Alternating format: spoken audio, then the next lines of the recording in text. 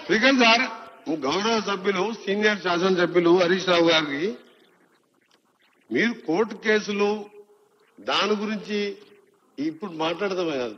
మీరు మేడిగడ్డ అన్నారం సుందెల్ల బ్యారేజీలు దాని ద్వారా రాష్ట్రానికి 1,00,000 కోట్ల ప్రజాధనాన్ని దుర్వినియోగం చేసి అక్రమాలకు అవినీతిలు పాడుపడి ఈరోజు దాని మీద చర్చ జరుగుతున్నప్పుడు ఈ కేసుల విషయం ఇవన్నీ అంటే నువ్వు కోర్టు పరంగా కోర్టుకు పోయి స్టే తెచ్చుకోనో గోష్ కమిటీ రద్దు చేసో నువ్వు శిక్ష తప్పించుకోవాలనో ఏదో చూస్తున్నట్టు నువ్వు మాట్లాడుతున్నట్టు నాకు అర్థమైంది.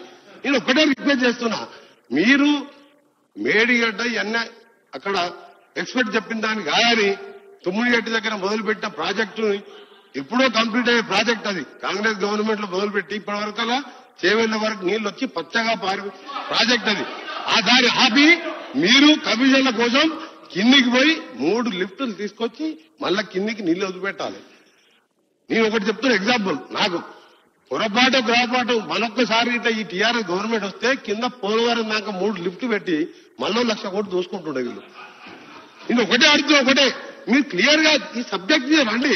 అది రేపు వచ్చినప్పుడు మళ్ళీ రేపు సెషన్లను ఈ గోష్ కమిటీలు ఏ కేసులు జరిగినాయి 1975 ఏం జరిగినాయి అవన్నీ తర్వాత మాట్లాడదాం. ఇప్పుడు దీంట్లో అవినీతి జరిగింది, మేడిగడ్డ కుంగిందా లేదా, అది ఎన్డీఎస్ఏ రిపోర్ట్ ఏమిచ్చింది, ఈ మిగిలిన రెండింటికి కూడా మేము గ్యారెంటీ ఇవ్వలేము, ఇప్పుడు పోతే తెలియలేము అని క్లియర్ కట్ ఎన్డీఎస్ఏ రిపోర్ట్ ఉంది. దాని మీద మాట్లాడటానికి ఇంత సీరియస్ సబ్జెక్ట్ మీరు ఎక్కడో తీసుకెళ్లి డైవర్ట్ చేసి మీరు తప్పించుకోలేరు. మీరు గోష్ కమిటీ కాదు కదా, ప్రజలు శిక్షించరు. ఎన్నికల ముందు జరిగిన దాన్ని కానీ కాళేశ్వరం చేసే అక్రమాల మీద ప్రజలు ఆల్రెడీ శిక్షించును, మీరు అనుభవిస్తున్నారు, అప్లపాలు చేసిండ్రు, రాష్ట్రాన్ని అప్లపాలు చేసి మీరు శిక్ష అనుభవిస్తున్నప్పుడే శిక్ష మీకు లోపల అనుభవిస్తుంది కదా. కొత్త రాష్ట్రాన్ని అప్లపాలు చేసి మీరు శిక్ష అనుభవిస్తున్నారు. మీరు దాని మీద మాట్లాడాలని హరీష్ రావు గారు రిక్వెస్ట్ చేస్తున్నాను. మీరు సబ్జెక్టుకి రండి. ఈ గోష్ కమిటీలు పాత రిపోర్ట్లు అన్ని 1947 కెళ్ళి జరిగిన జడ్జిమెంట్లు కోర్టు మీద పోయి కేసు మీరు గోష్ కమిటీని రద్దు చేయించుకోవాలి, అది దాని మీద మాట్లాడుతారు. మీరు తప్పు చేసింది కాబట్టి ఇవన్నీ మాట్లాడుతున్నారు. మీరు దాని మీద రండి. మేడిగడ్డ కాళేశ్వరం అన్నారు, మీరు ఎట్లా ఏ విధంగా చేసిండ్రు దాంతో నిరుపయోగం చేసి ఇవాళ 11,000 ఆల్రెడీ ఖర్చు పెట్టి మా చేవెళ్ల రంగారెడ్డి ప్రజలు ఇంత హైట్ లో ఉంటాయి ఇప్పటివరకల్లా వారి ప్రాజెక్టుని వాళ్ళ కడుపు కాడ వాళ్ళ మొత్తం నోటికాడ బుక్కలు లాక్కొని మీ కమిషన్ల కోసం ప్రాజెక్టులను కింద పెట్టి ఈ రోజు దాని మీద మాట్లాడుకుంటాను. మీరు మాట్లాడుతుంటే ఒక సీనియర్ సభ్యులు స్ట్రేట్ గా ఈ సబ్జెక్టుకి రండి, కాళేశ్వరం రండి, కొలాబ్స్ అయింది, మాకు తప్పయింది ఒక నిమిషం హరిజావు, మాకు తప్పయింది, మా నాయకుడుకు ఎదురు చెప్పేది వాళ్ళు లేడు, ఆయననే సీఎం, ఆయననే చీఫ్ ఇంజనీర్, ప్రపంచంలో వింత కట్టినట్టే కట్టిండు, టూరిస్టులను తీసుకుపోయాడు, అది చూడకపోతే కూలి కూడా పోవడం జరిగింది. మీరే కూలగొట్టిండు.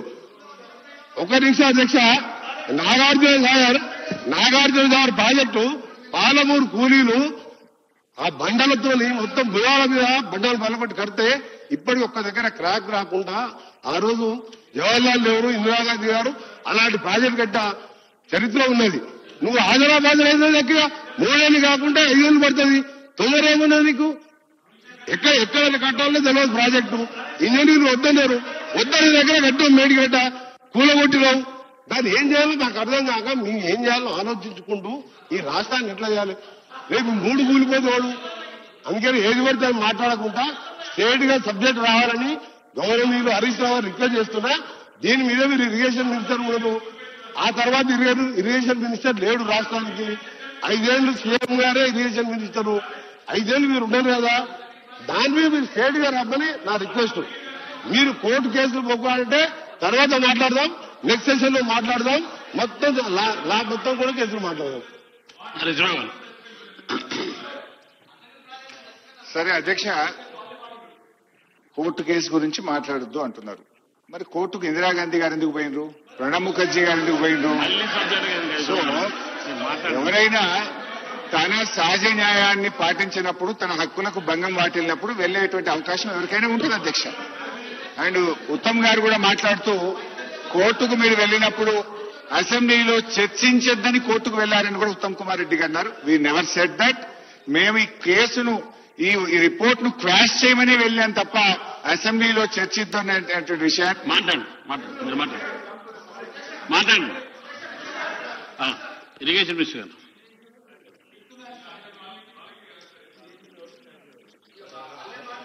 స్పీకర్ సార్, మీరు వేసిన స్పెసిఫిక్ ఇష్యూ మేమేమో క్యాబినెట్ లో చర్చించి అసెంబ్లీలో చర్చించి వే ఫార్వర్డ్ పోతాం మేమన్నాం. మీరేమన్నారు? అసలు ఇంటరిమ్ స్టే అడిగినారు. శాసనసభలో కూడా శాసనసభలో చర్చ ఉండకూడదు, శాసనసభలో చర్చ ఉండకూడదు అని మీరు ఆ కోర్టు అప్లై చేసుకున్నారు. మాట్లాడండి హరీశ్రావు. ఉత్తమ్ గారు పాపం సరిగా ప్రిపేర్ కానట్టున్నాడు. Let him check the report.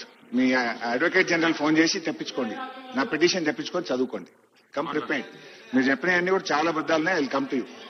So గౌరవనీయులు కోమటిరెడ్డి వెంకటరెడ్డి గారు పెద్దలు మాట్లాడుతూ వెంకన్న మాట్లాడుతూ ఏమన్నాడంటే, హరీష్ రావు గారు మీరు సబ్జెక్ట్ మాట్లాడండి, మాట మార్చొద్దు అన్నారు. మాట మార్చుడు కోమటిరెడ్డి వెంకన్నకు అలవాటు ఉంటుంది తప్ప నాకు ఉండదు. విషయం చెప్పాలి. మీరు అనుమతిస్తే అధ్యక్ష, కోమటిరెడ్డి వెంకటరెడ్డి గారు కాళేశ్వరం ప్రాజెక్టు మీద మాట్లాడిన వీడియో తెచ్చాను. ఒక్క నిమిషం ఆ వీడియో చూపిస్తాను. అదే ఇదే వెంకటరెడ్డి గారు ఈ చరిత్రలో కాళేశ్వరం లాంటి గొప్ప ప్రాజెక్టు లేనే లేదు అని వెంకటరెడ్డి గారు మాట్లాడారు.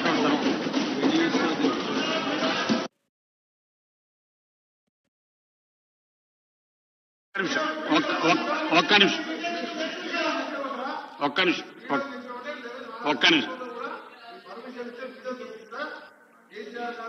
ఇస్తాను. ఒక్క నిమిషం. మీరు వీడియోలో ఇక్కడ ప్రదర్శన రూలింగ్ ఉందండి. మీరు మళ్ళా వీడియోలో ప్రదర్శిస్తే ఎట్లా? మీరు సబ్జెక్టు మాట్లాడమని చెప్పినారు, మళ్ళా వీడియోలు ప్రదర్శిస్తే ఎట్లా? మీరు వీడియోలు ప్రదర్శిస్తే ఎట్లా? తెలంగాణ కోసం నేను ఉద్యోగం చేసి రాజీనామా చేసి నిరాదీక్ష చేస్తున్నప్పుడు కేసీఆర్ గారు, ఇదే హరీష్ రావు గారు, మా రామారావు గారు, కేటీఆర్ గారు, ఇతర శాసనం వచ్చి తెలంగాణ గురించి నేను చేసినవన్నీ కూడా చెప్పాను. తెలంగాణ ఎట్లా వచ్చింది, కాంగ్రెస్ పార్టీ ఎట్లా ఇచ్చిందో వాళ్ళు కూడా చెప్పారు.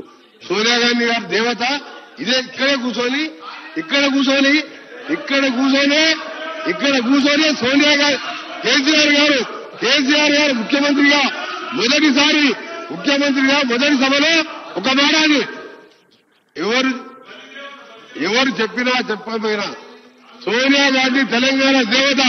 సోనియా గాంధీ లేకుంటే తెలంగాణ ఎప్పటికీ వచ్చేది కాదని అంతకుముందు 14 మంది వీళ్ళ కుటుంబ సభ్యులు హరీష్ రావు గారిని తీసుకోమని 14 మందిను మా నాయకురాలు సోనియా గాంధీ గారు కలిసి వారి కాళ్ళు మొక్కి మీరు తెలంగాణ దేవత తల్లి అని చెప్పి అన్నది మీరే గారా? అలాంటి వీడియోలు చూపించమంటారు. మీరు ఎన్ని మాట్లాడిన తర్వాత సోనియా గాంధీ బలిదేవతని మాట్లాడారు. అందుకనే వీడియోలు ఎలక్ట్రానిక్ కాదు. మీరు సమయం లేకుండా ఇప్పటికే 1,00,000 కోట్ల రూపాయలు 6 లక్షల కోట్ల అప్పులు చేసి దాని వడ్డీలకే 6,000 కోట్లు కడుతూ ఈ రాష్ట్రాన్ని ఏ విధంగా ముందుకు తీసుకుపోవాలి, అప్పుడు మీ మొదలుపెట్టిన ప్రాజెక్టు ఎట్లా పూర్తి చేయాలి, అప్పులు ఎట్లా తీర్పాలి, రాష్ట్రాన్ని తెలంగాణ ఇచ్చిన పార్టీగా మీకంటే మాకు బాధ్యత ఎక్కువనేది. మీకు బాధ్యత లేదు. మీకు తెలంగాణ రాష్ట్ర సాధనలో మీ పాత్ర లేదు. ఉంటే ఇవాళ కాళేశ్వరంలో కేసీఆర్ గారు ఎందుకు రావు? ఇవాళ బీసీల గురించి రిజర్వేషన్ ఇంత పెద్ద ఇష్యూ ఉంటాయి. కాళేశ్వరం కట్టిన నాయకుడు ఇవాళ నిజంగా ఒక నిమిషం మళ్ళీ మాట్లాడు వెంకట గారు. నడుస్తుంది. మీ ద్వారా కేసీఆర్ గారు ప్రధాన ప్రతిపక్ష నాయకుడు 10 ఏళ్లు ముఖ్యమంత్రిగా చేసిన వాళ్ళు ఆయనని మీ ద్వారా రిక్వెస్ట్ చేస్తున్నా, మీరు సభకు రండి. కాళేశ్వరంలో మీ పాత్ర మీదేందో చెప్పండి. సార్ ప్రజాస్వామ్యంలో అధికార పక్షానికి ఎంత బాధ్యత ఉంటుందో అంతకంటే ఎక్కువ బాధ్యత ప్రధాన ప్రతిపక్షానికి ఉంటుంది. మా భట్టి గారు ఐదుగురు ఎమ్మెల్యేలు పెట్టుకొని 5 సంవత్సరాలు మీరు బైక్ ఇచ్చినా లేకున్నా కొట్లాడినా లేదా ఈరోజు డిప్యూటీ సీఎం గా ఉన్న భట్టి గారు ఉదాహరణ తీసుకోండి. ఖర్గే గారు 44 మంది అధికార ప్రతిపక్ష హోదా రాలే.